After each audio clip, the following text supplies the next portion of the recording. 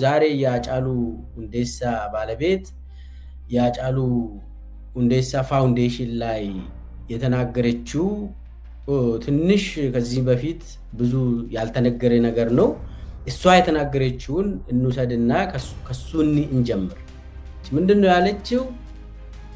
እስከ ዛሬ ድረስ ያደረሰን እግዚአብሔር በውሸት ሌላ ቦታ አጫሉን ገለው መኪና ውስጥ አድርገው መኪና ውስጥ እንደሞተ ያስረዱን ክደት የፈጸሙብን ከኛ ጋር አሁንም የሚቀመጡ አንድ ላይ እንደው ዛሬ ያደረሰንን እግዚአብሔር ይመስገን ነው ያለችው። የአብይ አገዛዝ አጫሉን እንደበላ ማንም ሰው ያውቃል። በቅርብ ጊዜ ይወጣል ያ ነገር። ግን የሚታወቁ ነገሮችን የጋራ ግንዛቤ እንዲኖረን ይዤላችሁ ቀርብ ያለው የተለያዩ ያኔ ቤተሰቡ ሁሉ የታሰሩ የአጫሉ ሁንዴሳ ቤተሰብ እንደታሰሩ አጫሉ ሞተ ተብሎ ያው የሱ ሬሳ ገላን ኮንዶሚኒየም ነው የተገኘው። እሱን በተመለከተ ህጉ ምን ይላል ምንድነው የሆነው የሚለውንም አንዳንድ ነገሮችን እናወራለን።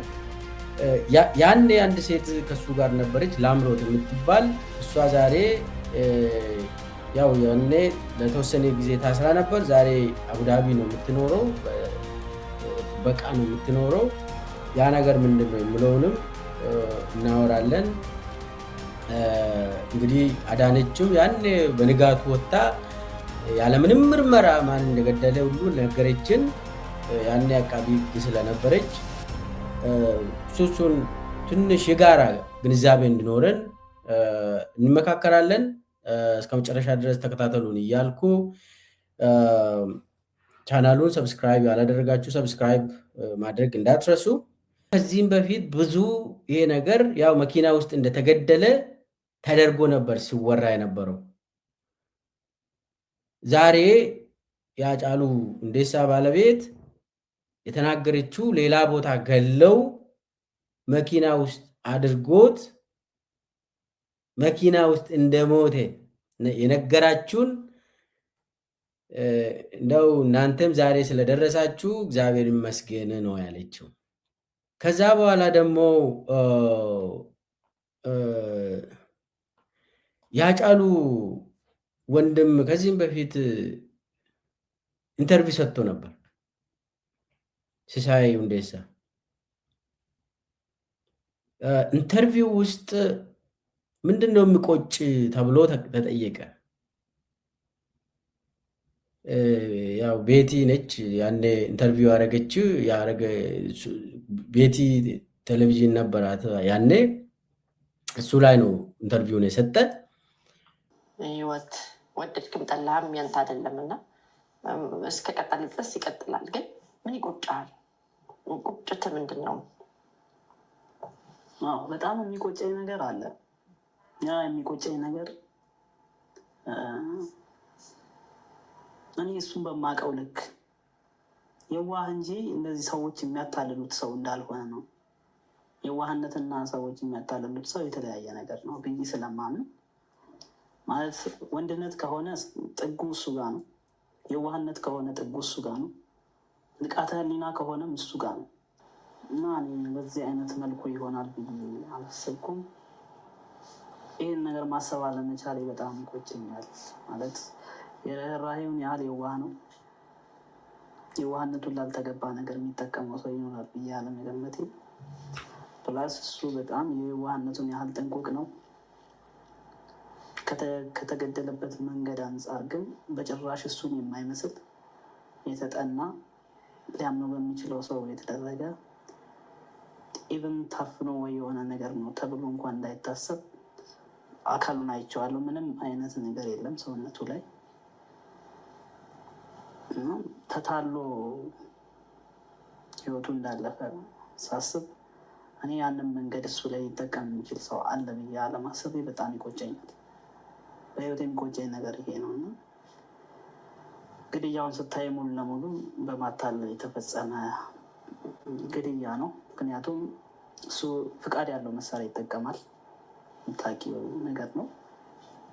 ሃጫሉ ተገድሎ መኪናው ሲፈተሽ መሳሪያ የተገኘው ከእግሩ ስር ነው። ጭራሽ አልወጣም ከዛ ቦታ። ሃጫሉ እንኳን 2 ሰዓትና 3 ሰዓት መሳሪያው እዛ ጋር ሊቀመጥ ጀንበር መጥለቋን ሲያይ ነው ወደ ቤት እየመጣ መሳሪያውን አውጥቶ አጠገቡ የሚያስቀምጠው። በጣም ንቁ ነው። ኦን ታይም የመኪናው 4ቱም በሮች ሎክ ናቸው። በአይኑ አካባቢውን እየቃኘ የሚንቀሳቀስ ሰው ነው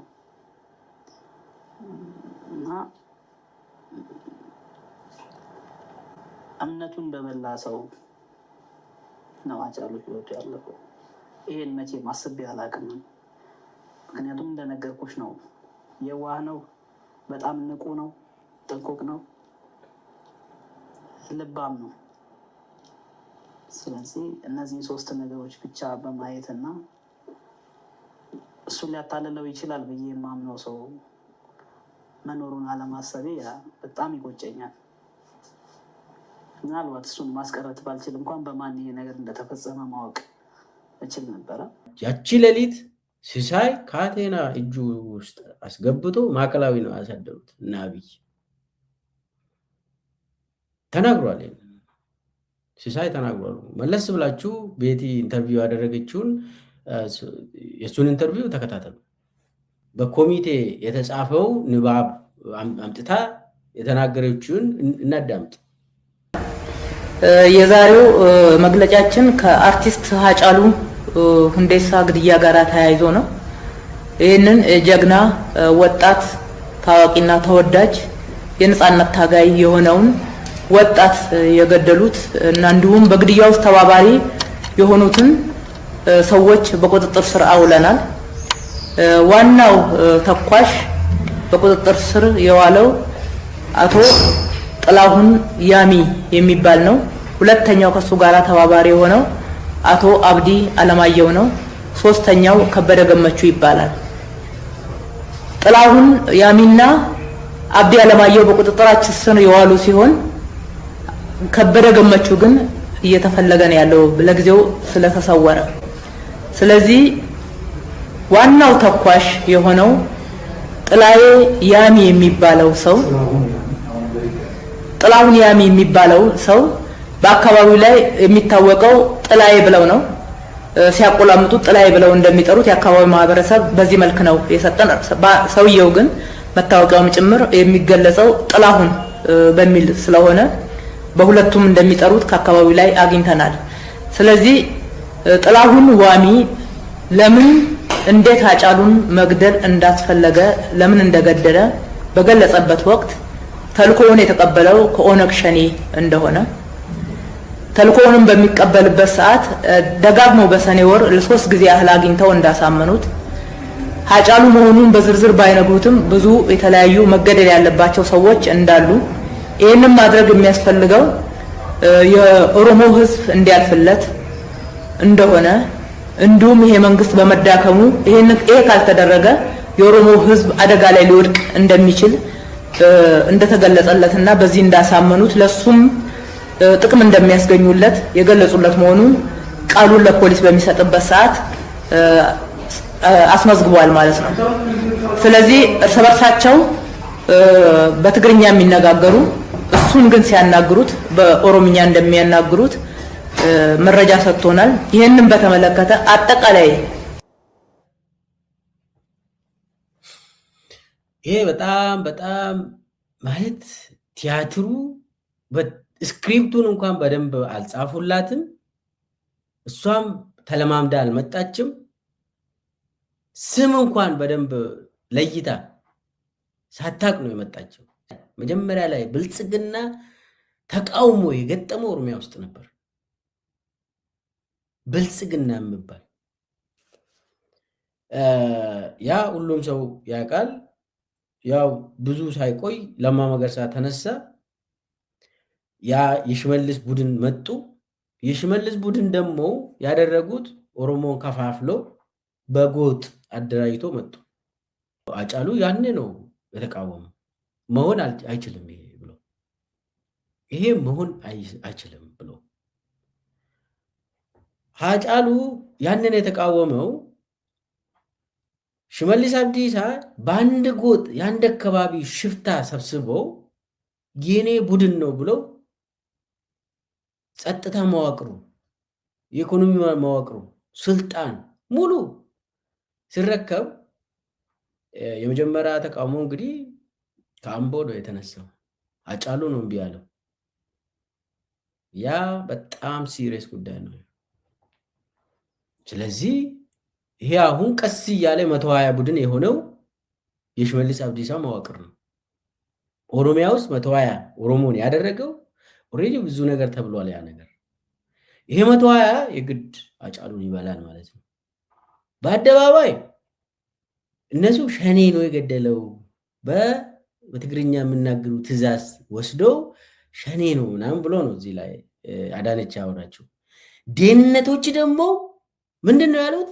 ሃጫሉን የገደሉት ነፍጠኛ ነው አሉ።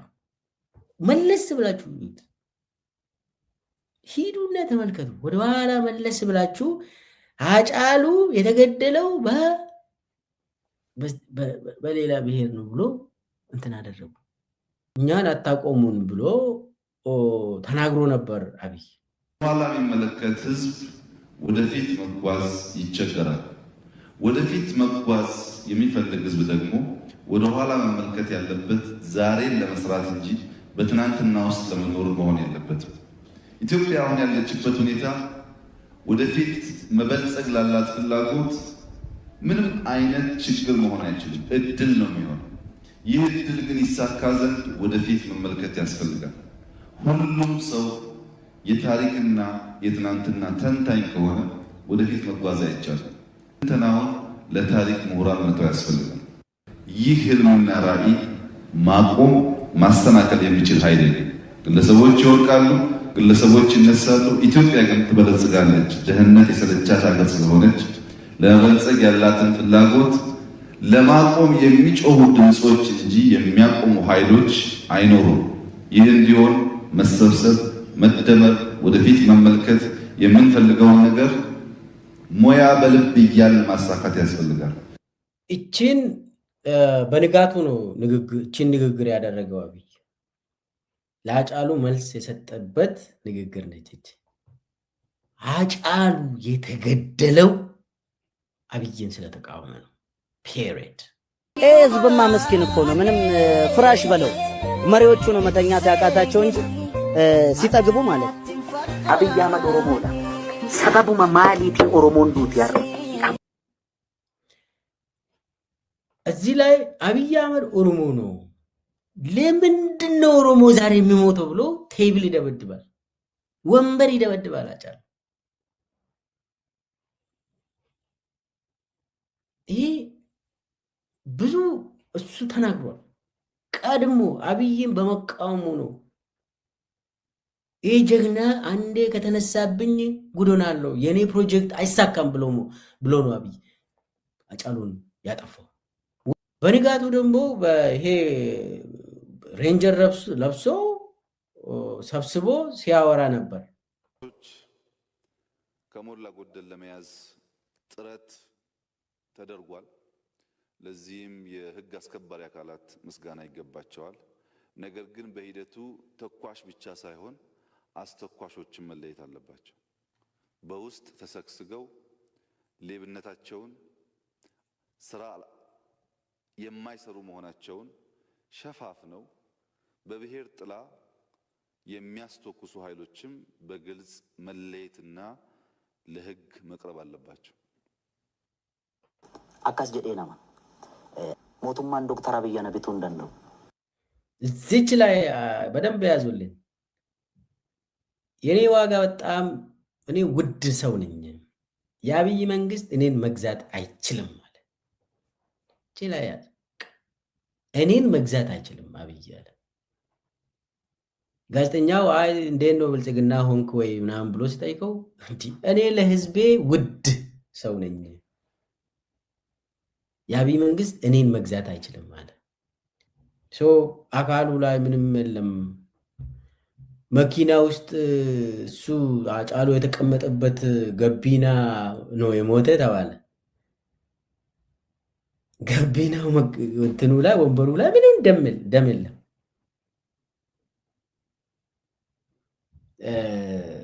የእሱ ሸሚዝ ምንም የተበሳ ሸሚዝ የለው በጥይት ምናምን። ኤኒዌይስ ድራማ ነው የተሰራ። ከዛ በኋላ ደግሞ ጥያቄ የሚሆነው ይሄ ምርመራው አይደረግም ከሆነ የታወቀ ነገር ነው የሚሆነው። ምርመራውን ከለከሉ ማለት ነው፣ የሆስፒታል ምርመራው። ሁለተኛው ሃጫሉ ሬሳው የተገኘው ገላን ኮንዶሚኒየም ነው። ገላን ኮንዶሚኒየም በህጋዊ አስተዳደር ቦታው እዛ አካባቢ ወንጀሎች ከተሰሩ ጉዳዩን የሚያየው የኦሮሚያ ፍርድ ቤት ነው። ቦታውን ያ ሬሳ የተነሳበት እንግዲህ መኪናው ከዛ ነው የተነሳው። ስለዚህ ምርመራውን የሚያካሂደው የኦሮሚያ ፖሊስ፣ የኦሮሚያ ፍርድ ቤት፣ ፌዴራል ተቋማት ያግዛሉ። በመደበኛነት ግን በወንጀል ህግ መሰረት ያንን ፕሮሰስ የሚያየው የኦሮሚያ ፍርድ ቤት፣ የኦሮሚያ ፖሊስ ነበር። ያ ሁሉ ተከለከለና አዲስ አበባ ፖሊስ እንዲያይ በፌዴራል ፖሊሶች ጭምር እነሱ ያግዛሉ። ይሄ ገላን ኮንዶሚኒየም ያ ኮንዶሚኒየም በኦሮሚያ ስለሚተዳደር ያ አካባቢ ምንም ኮንትሮቨርሻልም አይደለም። ምንድነው የሆነው? አብይ አይ ቲንክ በኦሮሚያ አካባቢ እንዲመረመር አልፈለገም። ስለዚህ አዲስ አበባ ፖሊስ ጉዳዩን እንዲረከብ አደረጉ። የአዲስ አበባ ፖሊስ መርማሪዎችም መጀመሪያ አካባቢ ምርመራውን የጀመሩት ብዙ ሳይገፉ እንዲባረሩ ተደረገ። ኦሮሚያ የደም ምድር ነው የሆነችው። በየቀኑ በሃይማኖት ይጨርሳሉ፣ በብሔር ለይቶ ይጨርሳሉ። በቃ ይሄ ነው የሆነው። እዛ ደግሞ አሁን አማራ ክልል ጦርነት ነው የሆነው። መፍትሄ ያገኛል፣ ፍትህ ይመጣል። አብይም ወደ አቡዳቢው ይሄዳል። ይሄ የጊዜ ጉዳይ ነው። በቅርብ ጊዜ ነው ወደ አቡዳቢ ይሸሻል። ለአምሮትን አቡዳቢ ላይ ያስቀመጡ ሰዎች እነሱም አቡዳቢ ይሄዳሉ። በየቀኑ ምረሽን ስርዓት ምን ስለሆነልህ ነው የምትሞትለት? ይህ ስርዓት ያልፋል። የኢትዮጵያ ህዝብ ግን አያልፍም። ህዝቡ ይቀጥላል፣ አብሮም ይኖራል። እውነት ግን ይወጣል።